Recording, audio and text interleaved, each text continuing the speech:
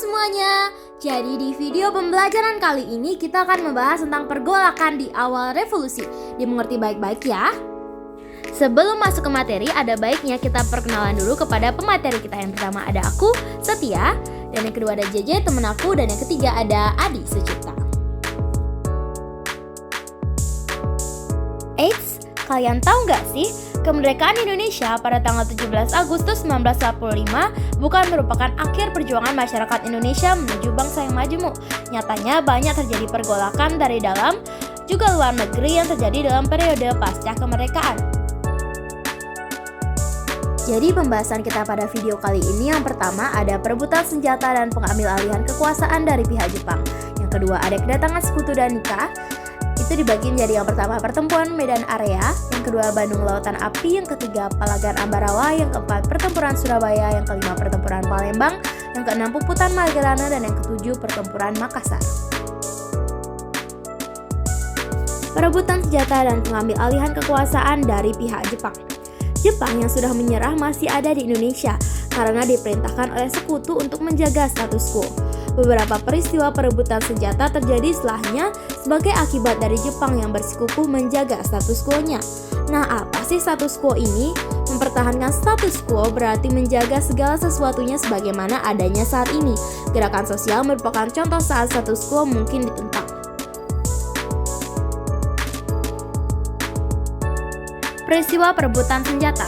Terjadi peristiwa pertempuran 5 hari di Semarang pada tanggal 15 sampai 19 Oktober 1945 yang bermula dari kecurigaan bahwa tentara Jepang telah meracuni sumber air di kota.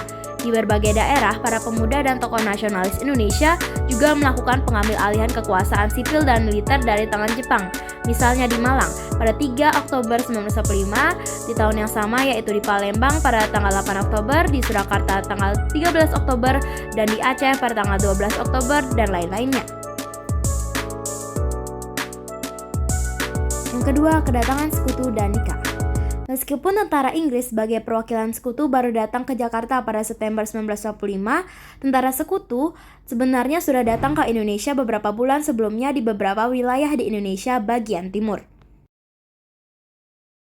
Pasca kemerdekaan.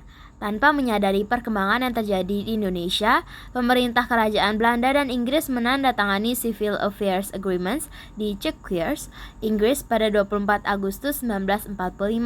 Persetujuan ini menyatakan bahwa Panglima Tentara Pendudukan Inggris di wilayah Hindia Belanda Indonesia akan memegang kekuasaan atas nama pemerintahan Belanda. Pemerintahan sipil akan dijalankan oleh Netherlands Indian Civil Administration atau NICA di bawah tanggung jawab Panglima Southeast Asia Command atau SEAC. Dengan kata lain, seluruh kekuasaan di Indonesia akan diserahkan kembali pada pemerintah Belanda. Lalu di sini kita akan membahas pertempuran dengan Nica.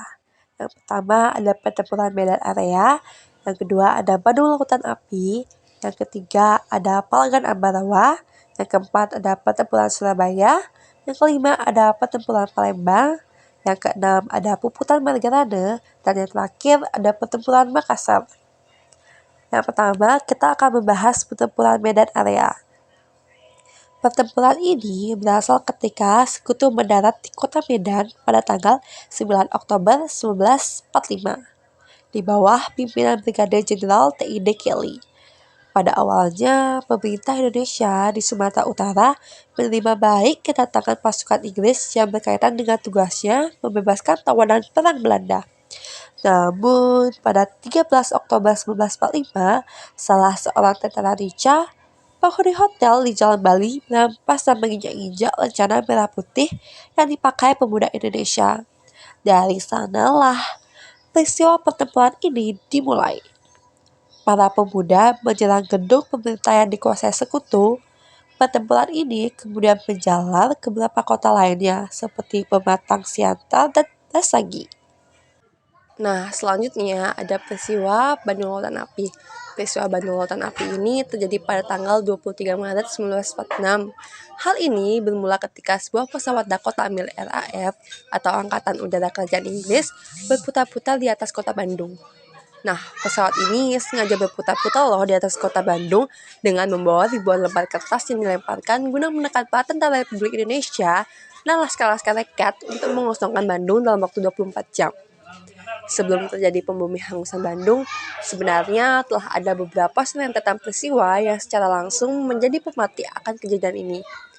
Pada awal 1946, British Indian Army sudah menguasai hampir setiap sudut kota Bandung yang menimbulkan kekacauan dan pemberontakan antara tentara Inggris dan kaum nasionalis Indonesia yang terdiri dari para tentara maupun warga sipil.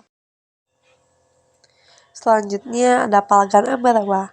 Pada tanggal 20 Oktober 1945, tentara sekutu yang berada di bawah pimpinan Brigadir Battle mendarat di Semarang dengan tujuan mengurus para tawanan perang dan tentara Jepang yang berada di Jawa Tengah.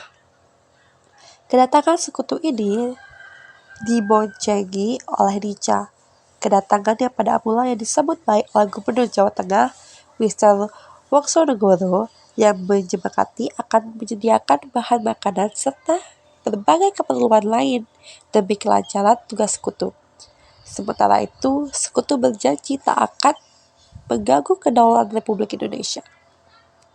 Namun, ketika pasukan sekutu dan Nica tiba di Magelang dan Ambarawa untuk membebaskan para tawanan tentara Belanda, para tawanan ini bahkan dipersenjatai sehingga akhirnya menimbulkan kemarahan dari pihak Indonesia. Insiden bersenjata ini akhirnya dimulai di kota Magelang hingga akhirnya terjadi pertempuran ini. Lalu selanjutnya ada pertempuran Surabaya. Pada 10 November 1945 terjadi pertempuran Surabaya, yakni pertempuran antara rakyat Surabaya dengan tentara sekutu. Pertempuran ini merupakan pertempuran terbesar pertama pasukan Indonesia dengan pasukan asing setelah proklamasi kemerdekaan Indonesia, dan menjadi simbol perlawanan rakyat Indonesia terhadap kolonialisme. Pertempuran ini dimulai pecah pada tanggal 30 Oktober 1945. Setelah komandan pasukan Inggris, Brigadir Bellamy, tewas dalam baku tembak dengan para pejuang di Surabaya. Inggris melakukan serangan balasan pada 10 November 1945 dengan bantuan pesawat tempur. Pertempuran ini menyebabkan ribuan rakyat gugur sehingga tanggal 10 November oleh bangsa Indonesia diperingati sebagai Hari Pahlawan. Tokoh yang terkenal karena perjuangan dalam pertempuran Surabaya adalah Bung Tomo. Lalu ada pertempuran Palembang. Pertempuran Palembang dimulai pada tanggal 13 Februari 1942. Ketika pesawat sekutu mulai melayangkan serangan ke kapal Jepang. Di saat yang sama, Jepang menurunkan pasukan terjun payung dengan pelindung penuh dari pesawat tempur. Dalam waktu singkat, Jepang telah menurunkan hampir 300 pasukan terjun payung di sekitar lapangan udara di Palembang dan kilang minyak yang diduduki sekutu. Kilang minyak Pelaju pun dapat direbut Jepang tanpa ada kerusakan. Namun, serangan dari sekutu yang berusaha mendapatkan kembali kilang minyak tersebut menimbulkan kebakaran serius. Pada hari berikutnya, Jepang semakin perkasa setelah pasukannya dari Vietnam dikerahkan ke Palembang. Oke, sekarang kita akan masuk ke subbab selanjutnya, yaitu tentang Perang Puputan Margarana. Pada 18 November 1946, I Gusti Ngurah Rai bersama pasukannya menyerang markas Belanda di Tabanan, Bali. Serangan ini lantas membuat Belanda marah besar dan mengerahkan kekuatan terbesar mereka untuk mengepung Bali, khususnya daerah Tabanan. Nah, Belanda ini mengirim 5 pasukan yang bernama Gajah Merah, Anjing Hitam, Singa, Polisi Negara, dan Polisi Perintis. Pasukan yang dikirim Belanda memulai serangan mereka pada 20 November 1946 pada pukul 5.30 WITA dengan menembaki pasukan warga Bali. Pasukan warga Bali yang kala itu masih minim persenjataan pun tidak bisa menyerang balik pasukan Belanda.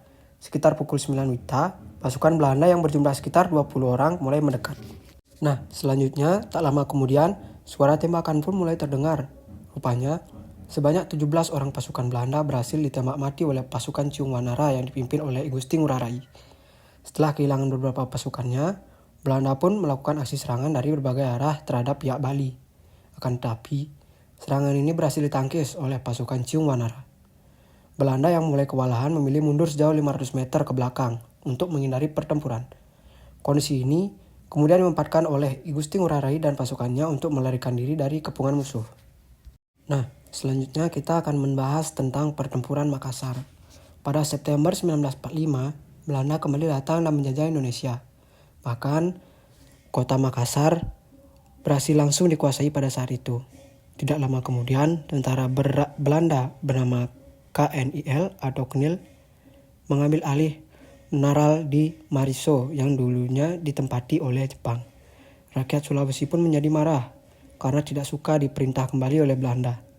Robert bersama dengan kawan-kawannya dalam organisasi Angkatan Muda Pelajar menyusun sebuah siasat. Nah, mereka akan kembali merebut wilayah-wilayah yang dikuasai oleh Belanda menggunakan cara kekerasan. Tempat-tempatnya adalah Gedung Radio Makassar, Stasiun Radio Matuangin, Camp di Mariso, dan kantor Nica. Pada 27 Oktober 1945, terjadilah pertempuran di kota Makassar yang dipimpin oleh Robert. Sayangnya, persenjataan yang dimiliki oleh Robert tidak kalah modern, sehingga markas di Jongaya berhasil dikuasai musuh. Robert bersama para pemuda lain pun tertangkap Belanda. Setelah ia dibebaskan, Robert pergi menuju Pulau Bangkang, selatan Makassar. Di sana terdapat markas pejuang yang dipimpin oleh Ranggong Daeng Romo. Sejak para pemuda dan pejuang ini bergabung, mereka pun gencar melakukan perlawanan terhadap Belanda. Di sini kelompok kami memiliki beberapa fun fact tentang Viva Historia. Viva Historia itu adalah permintaan maaf pihak Belanda atas kekerasan yang dilakukan di Indonesia yang terjadi pada tahun 1945 sampai 1949. Nah, yang pertama itu terjadi pada tanggal 22 Desember 1988. Yang kedua terjadi pada 16 Agustus 2005. Yang ketiga terjadi pada 9 Desember 2011. Yang keempat terjadi pada 12 September 2013. Yang kelima terjadi pada 9 Desember 2019. Yang keenam terjadi pada 10 Maret 2020. Dan yang terakhir, yang ketujuh, terjadi pada 17 Februari 2022. Nah, telah tibalah kita di penghujung bab, yaitu tentang kesimpulan. Pergolakan di awal revolusi menandai momen ketegangan dan pergeseran besar yang seringkali menjadi dasar bagi perubahan mendalam dalam masyarakat. Pergolakan di awal revolusi Indonesia menunjukkan bahwa perjuangan kemerdekaan tidak hanya melibatkan perundingan dan diplomasi, tetapi juga melibatkan konflik dan perjuangan politik yang berdampak besar pada sejarah bangsa Indonesia. Sekian video pembelajaran yang bisa kami sampaikan. Semoga bermanfaat bagi kita semua. Ikan hiu makan jambu. Thank you.